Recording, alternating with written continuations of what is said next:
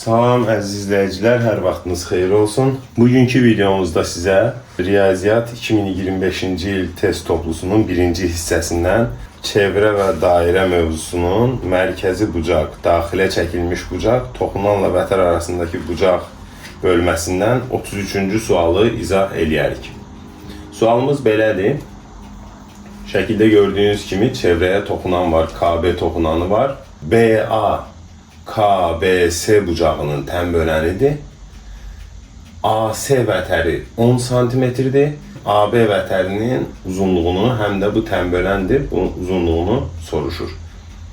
Biz burada əvvəlcə bu iki bucağın bərabər olduğunu göstərək, çünki AB tən böləndir.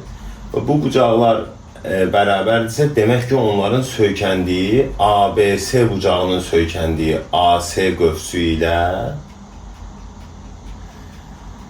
KBA bucağının söykəndiyi BA qövsü, bunlar bir-birinə bərabərdirlər.